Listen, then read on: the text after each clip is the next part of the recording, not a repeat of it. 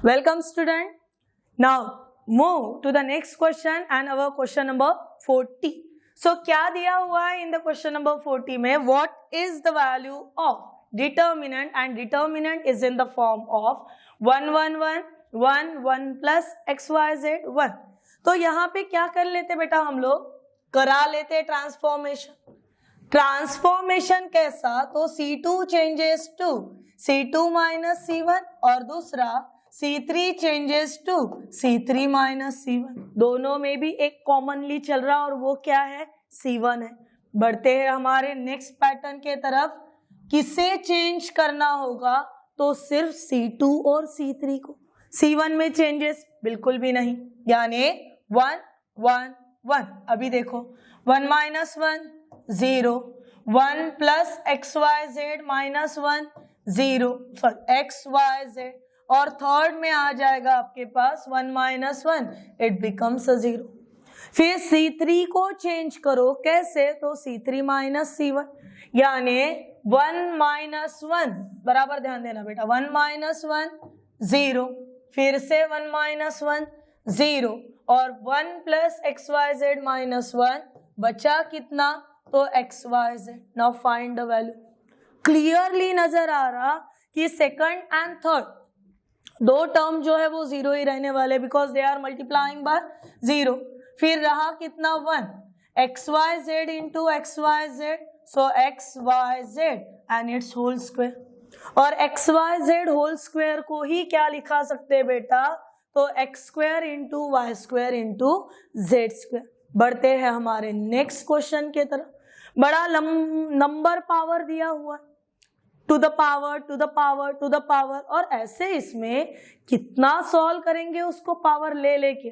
तो हम लोग लॉजिक क्या लगा लेंगे वो देखो.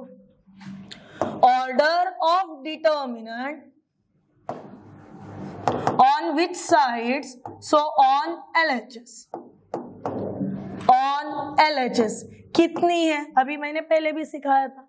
ऑर्डर कैसे ढूंढा जाता है? तो see dear student, ax square plus bx plus c is equal to 0. ये कौन है?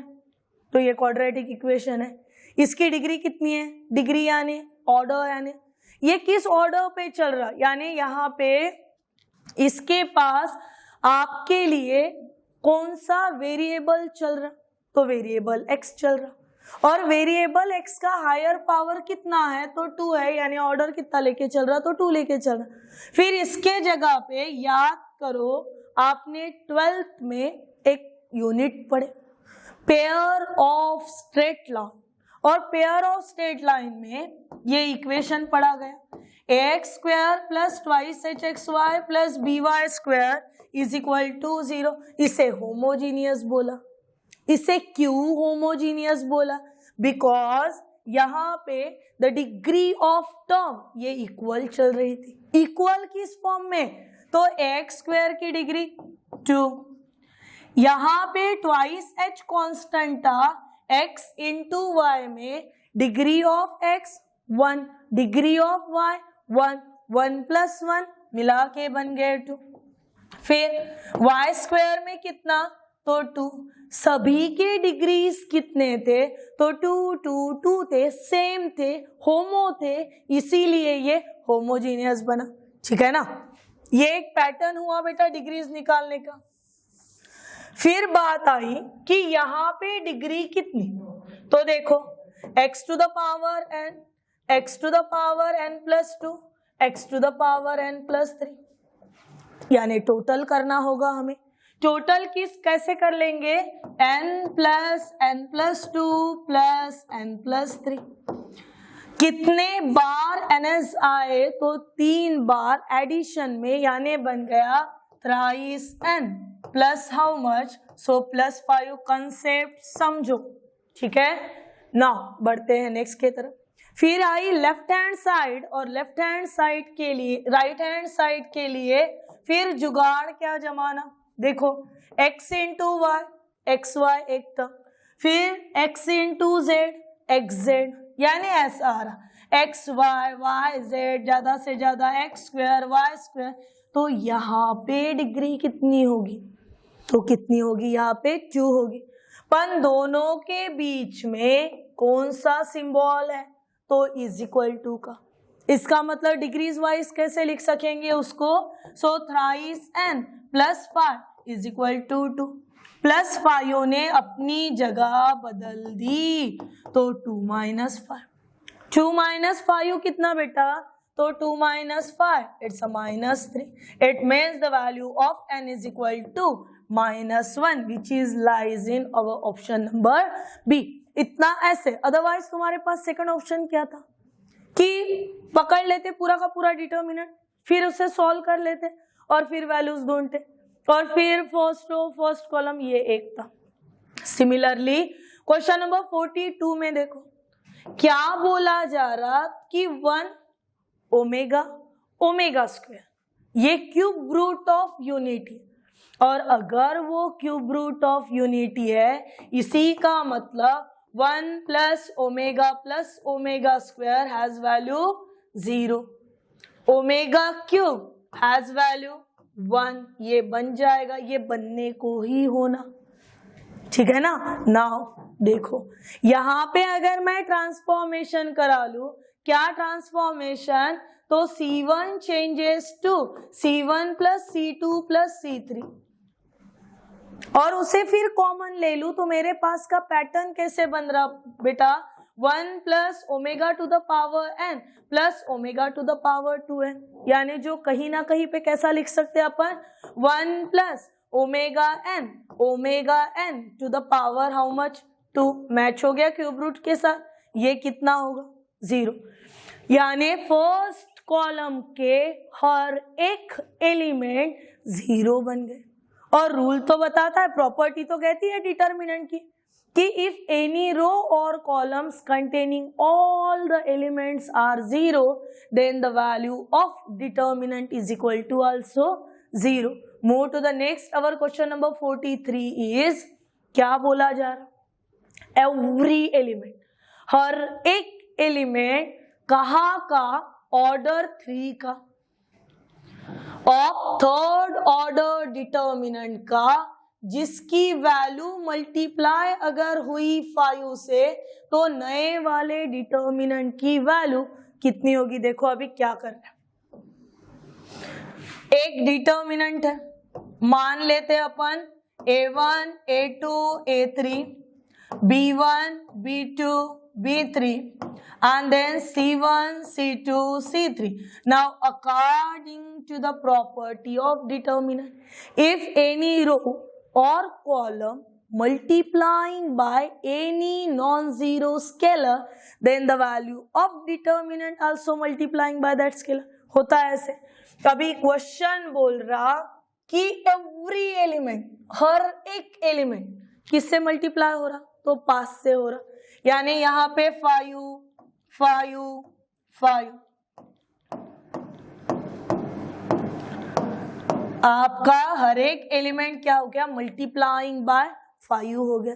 फिर मैंने कॉमन निकाला बेटा, क्योंकि मुझे किसकी वैल्यू निकालनी है, न्यू डिटर्मिनेंट की, तो फर्स्ट रो में से क्या कॉमन, 5 कॉमन, सेकंड रो में से भी क्या कॉमन, तो 5 कॉमन, थर्ड रो में से क्या कॉमन, तो 5 कॉमन, और बच्चा जो है which is in the form of A1 B1 C1 A2 B2 C2 and A3 B3 C3, जो कि डिटर्मिनेंट ही चल रहा। पण 5 5 25, 25 into 5 125, then the value of determinant which is our appropriate answer lies in which option, so option number 4। बढ़ते हैं हमारे 44 के तरफ, फिर से वैल्यूज देखो बेटा, 3 minus X minus 6 3 minus 6 3 minus x 3 3 3 minus 6 minus x. तो फिर हमारे पास क्या था कि क्या दिख रहा कि हर एक रो कॉलम इनको ऐड करा लो, सब्ट्रैक्ट करा लो, कहीं ना कहीं पे वही नंबर रिपीट हो रहा है। तो बेटा यहाँ पे मैंने मान लो ऐसा लिख लिया कि R1 changes to R1 plus R2 plus R3, और फिर मैंने किया इसको सॉल्व कि R1 plus R2 plus R3। मैं आपको रफ में करा के दिखाती, डायरेक्ट पुटअप करेंगे। देखिए पहला क्या है, तो 3 माइनस एक्स, इसमें प्लस किसको कर रहे हैं, R2 को, यानी -6, और फिर प्लस किसे कर रहे हैं, तो 3 को।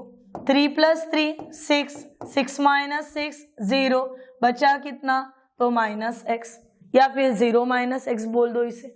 और यही सेम वैल्यूज रिपीट होंगी यहाँ पे, -x ये जैसे का वैसा, -6 3 - x 3 3 3 6 -6 -x, और इन्हीं सब वैल्यूज के साथ रो में से क्या कॉमन आ रहा, तो रो में से -x कॉमन आ रहा। इन अ ब्रैकेट 1 1 1, बाकी जैसा है वैसा, and this value is equal to 0, it means obvious सी बात है we are getting the value of x is equal to how much, तो 0। ये ऐसे चिल्लर बेसिक्स है बेटा, जिनको उठा के हम लोग बड़े बड़े काम यहाँ पे कर पा रहे। बोल रहा वैल्यू निकालिए किसकी, फॉर द क्वेश्चन नंबर 45, किसकी वैल्यू ढूंढने के लिए बोल रहा, तो ये छोटा सा डिटर्मिनेंट दिया है ऑफ ऑर्डर 2 × 2, देखो ये एनडीए 2017 में भी आया था। अभी ये क्वेश्चन में क्या लॉजिक लगाने जैसा है, या सही में ये उतना डिफिकल्ट है कि हम लोग इसे कर ना पाए, तो बिल्कुल भी नहीं। देखिए मैं सॉल्व करूंगी तो cos square into cos square, a into a square, a square into a square, a to the power 4, so cos square into cos square कितना बना, cos टू द पावर 4 θ/2। अगर मजा नहीं आ रहा cos टू द पावर 4 में, तो भी कोई दिक्कत नहीं, आप इसे दूसरा फॉर्म क्या दे सकते हो, cos स्क्वायर θ/2 और फिर उसका स्क्वायर, दोनों में मीनिंग तो सेम ही है बेटा। फिर नेक्स्ट में जब हम लोग आए तो ऐसे जाएंगे, पता चल रहा sine square into sine square कितने बार, तो 2 बार। लिखेंगे कैसे, तो sine square θ and it's whole square. फिर चीज ये आई कि ये किसके साथ मैच हो रहा, किसके जैसा दिख रहा, तो ये मैच हो रहा है a square minus B square के साथ, having the value a minus B and a plus B. और अगर ये a minus B a plus B की वैल्यू दे रहा, तो हमारे पास का a कौन, तो cos स्क्वायर, हमारे पास का b कौन, तो साइन स्क्वायर। लिखेंगे कैसे, cos square θ/2 minus sine square θ/2, पहला ब्रैकेट निपट लिया। दूसरा cos square θ/2 plus sine square θ/2। देखिए बेटा, जो चीज को मैं बार बार बोलती हूँ, इतना डिफिकल्ट नहीं एनडीए क्रैक करना, सिर्फ कंसेप्ट पढ़ो, कंसेप्चुअल नॉलेज गेन करो। क्या फॉर्मूला, अभी ये तो 11th आवर पे याद नहीं आया तो गया पानी में question. cos square θ/2 minus sine square θ/2 के लिए आंसर क्या, तो cos theta. cos square θ/2 plus sine square θ/2 के लिए आंसर क्या, तो 1, और cos थीटा इंटू 1 कितना, तो cos थीटा। इतना सिंपल था, किसकी जरूरत पड़ी, तो ट्रिग्नोमेट्री की। नाउ बढ़ते हैं हमारे क्वेश्चन नंबर 46 के तरफ, and what values are given in the question number 46। तो 1 1 1 1 1 प्लस एक्स 1, यहाँ पे भी या तो रो ले लो या फिर कॉलम ले लो। नाउ सी, मुझे अगर कन्वीनियंट लगता है तो मैंने कॉलम लिया, आपको अगर कन्वीनियंट लगता है तो आप रो ले लो, ठीक है बेटा। नाउ सी, सबसे पहला ट्रांसफॉर्मेशन में मुझसे क्या लिखा गया, तो C2 changes to C2 minus C1। चलो यहाँ पे C1 C2 करा लो, पहला कॉलम जैसे का वैसा 1 1 1, 1 minus 1 0, 1 plus x minus 1 x, 1 minus 1 0। फिर C3 के तरफ जाओ, फिर से वही लॉजिक के साथ कि C3 माइनस C1। चलो बेटा, 1 माइनस 1 0, फिर से 1 माइनस 1 0, फिर 1 प्लस वाई माइनस 1, तो y। सॉल्व करते हैं, क्या क्लियर नजर आ रहा कि सेकंड एंड थर्ड टर्म 0 ही रहेगी। 1 in a bracket x into Y X Y, 0 into 0 0, so our answer is x into Y. कितना आसान था ये भी। बढ़ते हैं हमारे नेक्स्ट क्वेश्चन के तरफ and our next question number 47 is in the form of, किस फॉर्म के साथ आया, x plus A B C, A X plus B plus C, A B X plus C. Option को गौर करो बेटा, अगर मुझे ये बिल्कुल ही चिल्लर लेवल पे करना रहता, स्टेट बोर्ड के लिए करना रहता, तो यहाँ पे मैंने सिर्फ क्या किया रहता और एनडीए में क्या एक्स्ट्रा एफर्ट्स लेंगे वो समझो। आपके पास, चलो बढ़ते हैं, ये सभी टर्म्स की एडिशन करने के बाद क्लियर नजर आ रहा कि वो सेम सेम ही आएंगे, इसीलिए हम लोग 47 में क्या कर लेंगे, सबसे पहले तो R1 को चेंज करेंगे R1 plus R2 plus R3 के साथ, और फिर कॉमन ले लेंगे R1 को। ये कोई स्टेट बोर्ड नहीं है बेटा कि मुझे स्टेप पे मार्क्स मिलने वाले, इसलिए मैंने जितना हो सका उतना इसको ये किया। देखो x plus A plus B plus C, A plus X plus B plus C, A plus B plus X plus C, बाहर हुआ कौन, तो x plus A plus B plus C, इतना बाहर हुआ। फिर क्या क्या रहा आपके फर्स्ट रो में, तो रहा 1 1 1, रो को हिला रहे अपन, उसके बाद a x प्लस b और उसके बाद c and last a b x plus c। आ गए टर्म्स, किसी ना किसी एक को चेंज करो, किसी भी एक को करेंगे तो भी चलेगा।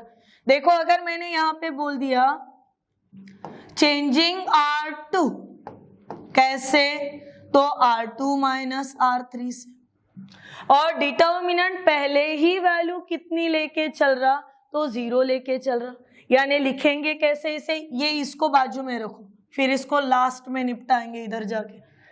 वैल्यूज में फर्स्ट रो जैसे कि वैसे डाल दिए, जैसे कि वैसे, यानी 1 1 1, फिर इसको इसके साथ माइनस करना है, a minus A 0, x plus B minus B X, then c minus X minus C plus C minus C, cancel, बचा कितना, तो माइनस एक्स, फिर a b x plus C. अगर चाहते हो तो और कहीं ना कहीं c1 c2 करा लो, उससे क्या होगा, और एक एक माइनस आपके हाथ में आ जाएगा। अदरवाइज जो जैसे टर्म देके वैसे ही टर्म को सॉल्व करो। First element in the first row first column 1 in a bracket, कितना हुआ ये, तो x square plus x into c, minus है 2 बार आएगा तो प्लस एक्स बी हो गया। उसके बाद -1 के साथ चलिए बेटा, in a bracket eliminate the row and column, ये हो गया 0 minus minus plus a x, या फिर एक्स ए बोल दो, और फिर थर्ड के साथ अगर गए हम लोग तो +1, बचा कितना, तो ax, क्लियर, फिर से क्या नजर आ रहा, -1 plus ax minus ax get cancel, वहां से किसे बाहर भेज सकते हो, तो x को, in a bracket x plus B plus c. पर हमारे पास पहले से ही ये टर्म आ चुकी थी कि x plus a plus b plus C is equal to 0, therefore x is equal to minus a plus b plus c which represent this value, क्योंकि हम लोगों ने x एक बाहर निकाला था, डिटर्मिनेंट 0 था, so value of x is equal to also 0। Now बढ़ते हैं 48 के तरफ, फिर से ट्रिग्नोमेट्री बीच बीच में कर रही है, यहाँ पे क्या वैल्यूज हो सकते हैं, एक एक को करो, कॉलम से जाते बेटा, it's very convenient for me और यू आल्सो, आपके लिए भी हो जाएगा, सिर्फ थोड़े थोड़े थोड़े थोड़े वैसे लेवल पे फॉर्मूले कर लो। देखो मैंने क्या ट्रांसफॉर्मेशन करना, तो C1 changes to C1 plus C2, ठीक है, ये ट्रांसफॉर्मेशन मैंने करना, तो होगा क्या, sine square x plus cos square x 1, cos square x plus sine square x 1, -10 plus 12 2, फिर यहाँ पे जैसा का वैसा, that is cos square x sine square x 12, 1, 1, 2। चाहते हो क्या कि आगे और क्रॉस करे, फिर first element, first row, first column? उससे बेटर है कि you are here, the first column C1, the third column C3 are identical, and as per the rule, as per the properties of determinant, if any two row or columns are identical, then the value of determinant is equal to how much? तो is equal to 0। बढ़ते हैं बेटा next question के तरफ, question number 49। The system of linear equation कैसी है? तो has unique solution है, और जब सिस्टम को यूनिक सॉल्यूशन रहते हैं वो समय पे value of determinant is not equals to 0 बन जाती। चलो सिस्टम कराते हैं। x plus y plus z is equal to 2, it means coefficients are 1, 1, 1। फिर सेकंड के लिए इक्वेशन देखो, 2x plus y minus z, it means 2, 1, minus 1। फिर थर्ड के लिए लो, क्या values? 3, 2k, and this value is not equals to 0। अभी थोड़ा सा अपन सॉल्व करने के पीछे चले जाते, ट्रांसफॉर्मेशन भी करा सकते थे बिंदास। 1 in a bracket, 1 into k minus into this, so plus 2, minus 1 in a bracket, twice k minus 3, plus 1 in a bracket, 4 minus 3, this value is not equals to 0। Open करा लो सभी ब्रैकेट्स को, क्या बन जाएगा? तो k plus 2 minus twice k plus 3 plus 1 is equal to 0। हो गए ऐसे वैल्यूज। अभी ये वैल्यूज निपटाते समय बेटा आपके ध्यान, this is not equals to 0, और जब हम लोग प्लस माइनस के साथ इसे सॉल्व करेंगे, we are getting our value of k is not equals to 0। Similarly, when we are moving on the question number 50, क्या बोला गया है कि a और b कैसे है? तो स्क्वायर मैट्रिसेस है। ऑर्डर कितनी है? तो 3 है। ऑर्डर जनरली किससे डिनोट होती है? तो छोटे वाले n से। फिर और क्या कह देंगे? तो determinant of a is equal to -1, determinant of b is equal to 3, और हमें बोल रहा वैल्यू निकालो determinant of 3 times of ab। क्या कोई रूल आपके पास अवेलेबल है क्या? तो यस, पहले के कुछ क्वेश्चंस में ये हमारे पास था बेटा कि determinant of k into n that is equal to k to the power n into determinant of a। अभी इसके लिए आंसर क्या?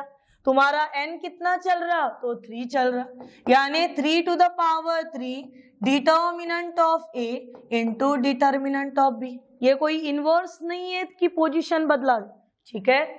3 into 3 into 3 it's 27। Determinant of a has value -1 into 3, so required answer is -81 lies in our option number